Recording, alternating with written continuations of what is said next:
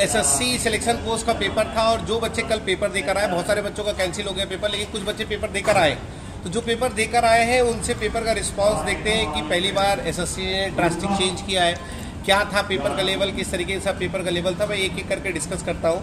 आइए, दो बच्चे अभी कल पेपर देकर आ रहे हैं बनारस से। बनारस सेंटर गया था, बनारस सेंटर गया था। तो ये बच्चे पेपर देकर आए हैं, तो मैं एक एक करके सिलेक्शन पोस्ट का रिव्यू लेता हूँ। पेपर का लेवल कैसा था बताओ। लेवल पे चेंज किया गया है, लेवल का मतलब लेवल बढ़ाया गया है पेपर का, लेकिन बहुत सारी कमियां हैं पेपर में। क्योंकि रीजनिंग के क्वेश्चन में था कि एक क्वेश्चन का ऑप्शन सारे सेम थे, मतलब दो ऑप्शन बार बार रिपीट हो रहे थे, पहला और दूसरा, और तीसरा और चौथा सेम था।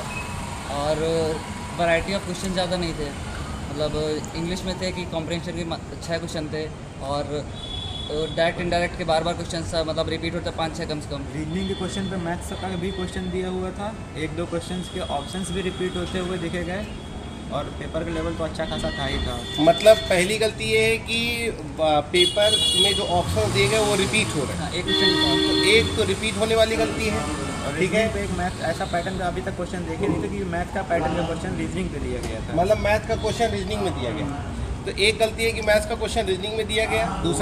दूसरा ये है कि जो इनके ऑप्शन से मान लो A B C D, मान लो पहला ऑप्शन ए में 2 है और चौथे ऑप्शन में भी 2 है और B और C डिफरेंट है। तो आंसर अगर 2 आ रहा है तो A वाला टिक करे आंसर के, D वाला टिक करे, इसमें कन्फ्यूजन था। ये दूसरी गलती थी। और तीसरी गलती जो वैरायटी ऑफ क्वेश्चन, मतलब जैसा इंग्लिश का ये सब बच्चे बता रहे हैं कि इंग्लिश में वैरायटी ऑफ क्वेश्चन बहुत कम थे।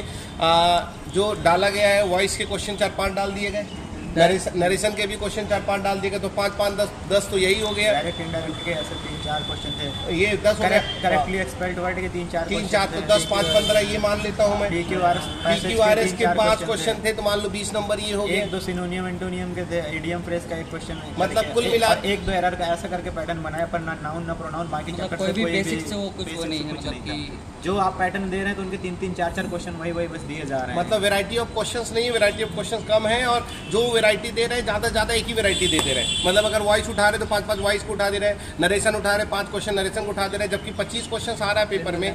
जितने क्वेश्चन आपके पेपर में आ रहे हैं उस क्वेश्चन में आपको सारे पैटर्न को लेने के लिए सारे पैटर्न से कुछ क्वेश्चन देने चाहिए। 2 क्वेश्चन यहाँ, 2 क्वेश्चन यहाँ, 2 क्वेश्चन यहाँ।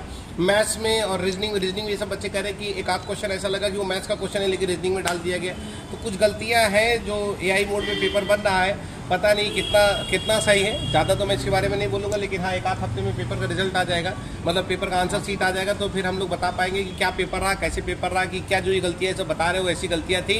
पेपर का लेवल सबसे बड़ा चीज़ है कि पेपर का लेवल कैसा था। ये लोग कह रहे हैं पेपर का लेवल ठीक था, लेकिन बहुत सारे बच्चे कह रहे हैं कि पेपर का लेवल इससे आसान था ही नहीं सर, बहुत आसान पेपर था। तो मुद्दे वाली बात ये है कि जब 7 दिन बाद जब इसका आएगा, सर कंडक्ट करने का वे भी बहुत उनका। अच्छा, तुम लोग का पेपर का टाइमिंग क्या था? हम लोग का 3rd शिफ्ट था, 3 बजे से 5 बजे तक का उसका टाइम था। गेट क्लोजिंग 5 बजे था, पर हम लोग की एंट्री 5:15 या 5:20 के आसपास होना शुरू हुई थी। गेट ही नहीं खोल रहे थे वो लोग तो पहले, जब काफ़ी लोगों ने नारे लगाए या हंगामा मचाया कि गेट क्यों नहीं खोल रहे हो, तो कह रहे हैं सर्वर इशू, कहीं टेक्निकल इशू है, ऊपर से हमें कोई ऑर्डर नहीं दिया जा रहा है अभी, तो इसलिए गेट नहीं खोल रहे थे।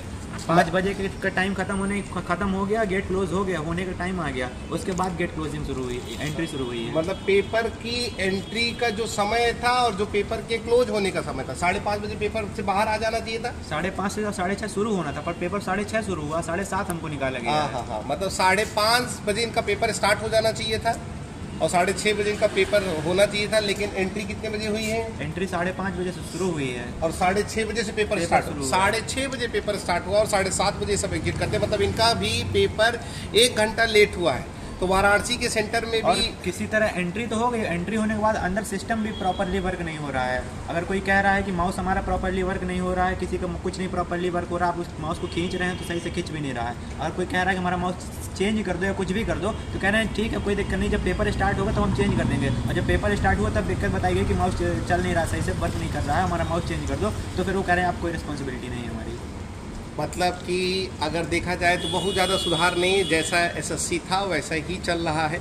लेकिन अभी क्या क्या होना है, रोज़ बच्चे पेपर देकर आ रहे हैं, पेपर का क्या रिस्पांस है हम सारे लोग के सामने लेकर आएंगे। दिक्कतें हैं, बहुत सारी दिक्कतें हैं और एक एक करके दिक्कतों के बारे में बात भी करेंगे।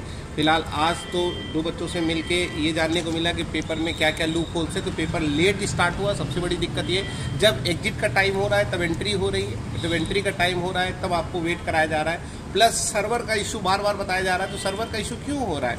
अगर जो नई आपकी वेंडर है अगर पेपर नहीं करा पा रहे हैं तो मैं तो यही कहूँगा कि वेंडर को डिबार कर दिया जाए और पेपर को बेहतर तरीके से अगर करा सकते हैं, नहीं करा सकते हैं तो पहले उसको कराने के लिए टाइम लीजिए, थोड़ा टाइम ले लीजिए, फिर उसके बाद बेहतर तरीके से पेपर कराइए ताकि सारे बच्चों का पेपर अच्छे से हो जाए। पेपर में बच्चा रिजेक्ट हो अपनी वजह से हो जाए चलेगा, लेकिन मैनेजमेंट की गलती की वजह से पेपर में रिजेक्ट हो बच्चा, ये बिल्कुल भी अक्षम्य अपराध है और इसको एसएससी को सोचना चाहिए।